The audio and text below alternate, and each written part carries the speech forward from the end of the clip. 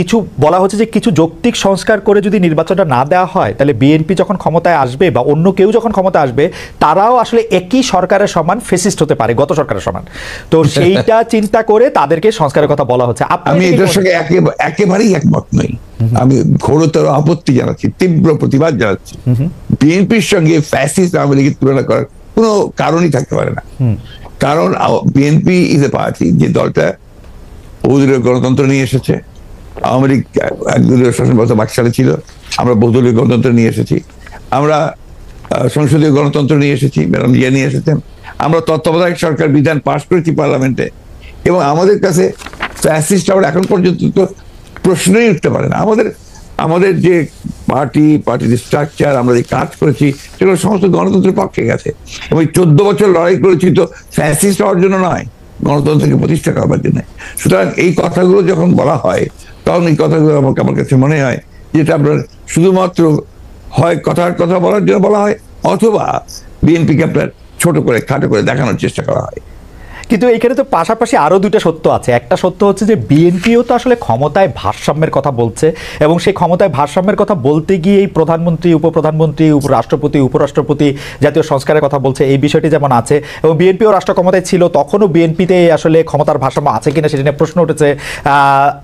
আবার আপনি যদি আমাকে অনুমতি দেন, আমি বলবো যে বিএনপির একজন খুব গুরুত্বপূর্ণ শীর্ষস্থানীয় নেতা জনাব মওদুদ আহমেদ, আমি তাকে কোট করছি, তিনি লিখেছিলেন, আমরা ক্ষমতায় গেলে বিএনপি সাফল্য হবে আরও কম, কারণ দলটির শাসন কৌশলে কোনো উন্নতি হয়নি, দলটিতে নেই কোনো আত্মোপলব্ধি এবং আত্মসংশোধন শব্দ দুটির অস্তিত্ব। অর্থাৎ এরকম কথা কিন্তু আছে। মওদুদ আহমেদের কথাই যে আপনার চূড়ান্ত কথা তা তো নয়। জি, মওদুদ আহমেদ তার দৃষ্টিকোণ থেকে তিনি ওই কথাগুলো বলেছেন। আমি তো মনে করি যে কথাগুলো সঠিক নয়। বিএনপি একটা পার্টি, যে পার্টিটা আপনাকে গণতন্ত্রকে রিইন্ট্রোডিউস করেছে, মাল্টি পার্টি সিস্টেম ইন্ট্রোডিউস করেছে, আগে আমি বললাম, আর রিপিট করতে চাই না।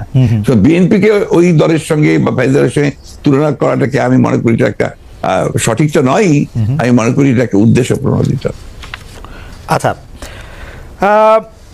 আরেকটি ব্যাপার, সেটি হচ্ছে আমার আগেকার প্রশ্নের সাথে সম্পর্কিত, যে গণ অভ্যুত্থানের মুখে শেখ হাসিনার দেশ ছেড়ে পলায়ন, আওয়ামী লীগের নিষ্ক্রিয়তা এক ধরনের, মানে আওয়ামী লীগ দেশের রাজনৈতিক প্রেক্ষাপট থেকে বাদ হয়ে গেছে। কেউ কেউ আমাদের মিডিয়ার ভাষায় কেউ কেউ বলছেন যে একটা -1 হয়ে গেছে।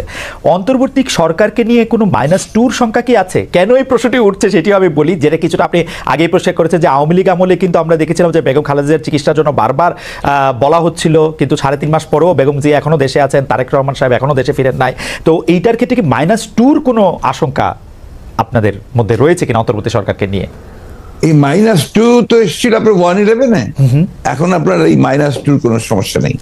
কারণ হচ্ছে যে আমরা আগেই বলেছি, আমি গতকাল একটা ইন্টারভিউতে বলেছি যে বিএনপিকে এখন আর কেউ মাইনাস করতে পারবে না। এক, 2 নম্বর হচ্ছে আওয়ামী লীগ যদি নিজেরা মাইনাস হয়ে গিয়ে থাকে তো সেটা তো আওয়ামী লীগ হয়েছে, কারণ সেটা দেশেই নাই, তার নেত্রী পালিয়ে গেছে। সুতরাং আপনার এই জায়গাতে তো তারা নিজেরাই চলে গেছে। এখানে একটা জিনিস আমাদের সবসময় মনে রাখতে হবে যে রাজনৈতিক দলটি পলিটিক্যালি ব্যাংক্রাফট হয়ে যায়। আওয়ামী লীগ যখন আসলে পলিটিক্যালি ব্যাংক্রাফট একটা রাজনৈতিক দল, আমি আগে থেকেই বলছিলাম কথাটা আর কি। তারপর রাজনীতি নেই, সে ক্ষমতাকে এমন ভাবে ব্যবহার করেছে তাদের ব্যক্তিগত স্বার্থে, শুধু দলীয় স্বার্থে না, প্রত্যেকের ব্যক্তিগত স্বার্থে। They have minted money like anything. দেশকে তারা একেবারে ফোকলা করে দিয়েছে, এবং সেই দেশকে ফোকলা করে দিয়ে পালিয়ে গেছে, এবং এটা জনরোষে পালিয়েছে। নর্থদের যে কোনো মিলিটারি কু বা কিছু হয়েছে, পিপলস রেট, জনরোষ, সেই রোষে তাকে পালিয়ে জীবন বাঁচাতে পালিয়ে যেতে বাধ্য হয়েছে। এই বিষয়গুলো আমাদের মাথায় রাখতে হবে। আমরা কোনো মতেই যেন চেষ্টা না করি এটাকে কোনো মতে খাটো করা। ফ্যাসিস্ট আওয়ামী লীগ রেজিম এতে বাধ্য হয়েছে দেশ থেকে পালিয়ে যেতে জনরোষে। ওকে, গত 15 বছরে আওয়ামী লীগের শাসনকে যে ফেসিবাদী বলা হচ্ছে, এবং তার যে পালিয়ে যাওয়াটা, যেটি আসলে আপনি এখন বর্ণনাও করলেন, দুর্নীতি, তারপরে নানা ধরনের নানা কারণে, কিন্তু তার পেছনে আপনাদের আমলে যে 20 বছর আগে 21 আগস্টে গ্রেনেডের হামলা, বিচারকদের বয়স বাড়িয়ে তত্ত্বাবধায়ক সরকারকে প্রশ্নবিদ্ধ করার মাধ্যমে শেখ হাসিনাকে কর্তৃত্ববাদী শাসনের দিকে নিয়ে যাওয়া, এ নিয়েও আসলে নানা ধরনের আলোচনা আছে। এই দুটি ঘটনা যদি হাইন্ডসাইট আপনি একটু দেখেন, যে মানে যেগুলি হচ্ছে ক্রাইমের ঘটনা, অর্থাৎ হচ্ছে 21 আগস্টের গ্রেনেড হামলা, 10 ট্রাক অস্ত্র, আবার অন্যদিকে তত্ত্বাবধায়ক সরকার ব্যবস্থাটাকে একটা এরকম জায়গায় নিয়ে যাওয়া, এই দুটিকে আপনি আপনার মূল্যায়ন আমরা একটু শুনতে চাই। যে দুটি আপনার 21 আগস্টের যে ঘটনা, এই ঘটনার সঙ্গে বিএনপিকে জড়িত করা এবং বিশেষ করে তারেক রহমান সাহেবকে জড়িত করা, এটা পুরোপুরি ভাবেই রাজনৈতিক উদ্দেশ্য প্রণোদিত। এটা কোনো মতেই বিএনপি এর সঙ্গে জড়িত তো নয়ই, বরঞ্চ আমি মনে করি যারা বিএনপি কে শত্রু হিসেবে চেনে তারা জড়িত, এবং এখানে বেনিফিশিয়ারি কারা হয়েছে সেই বিষয়টা আমাদেরকে অবশ্যই লক্ষ্য রাখতে হবে। 21শে আগস্টের হয়তো মামলায় who was the beneficiary? Beneficiary was Awami League. কারণ বিএনপি ক্ষমতায় থেকে সে এমন কোনো ঘটনা ঘটাবে কেন যে ঘটনাটা তার বিপক্ষে যাবে? এটা গেল 1 নম্বর। আর আপনি যে প্রসিডিংস গুলো দেখেন সমস্ত, আপনি তো একসময় বিচার বিভাগের মানুষ ছিলেন, দেখবেন যে তারেক সাহেবকে এখানে জড়িত করা হয়েছে 4টা আপনার আইও চেঞ্জ করার পরে। সর্বশেষ যে আইও নিয়ে আসা হয়েছে সে হচ্ছে আওয়ামী লীগ দলীয় ভুক্ত কাহার এখন যে আপনার নিজে থেকেই তাদের নির্দেশে সে এই চার্জশিটটা করেছে, যেটার কোনো সম্পর্ক নেই।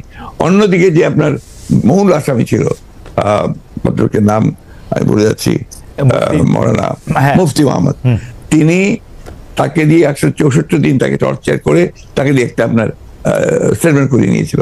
পরে দেখা গেছে যে উনি নিজেই সেটাকে আবার ভোগ করেছেন, বলেছেন যে এটা আমার কাছে আমাকে টর্চার করে নেওয়া হয়েছে। এবং দেখেন কিভাবে কি মারাত্মক ঘটনা, কোথায় চলে গিয়েছিল সবকিছু। এবং he was hang before the trial was complete. তো যে প্রধান আসামি তাকে আপনি আগেই অন্য একটা মামলাতে জুড়িয়ে দিলেন যাতে আসল সত্যটা বেরিয়ে নিয়ে আসে। তো এই কথাগুলো কিন্তু কেউ আপনার ইনভেস্টিগেটিভ জার্নালিজম করে না, যার ফলে এই বিষয়গুলো আসে।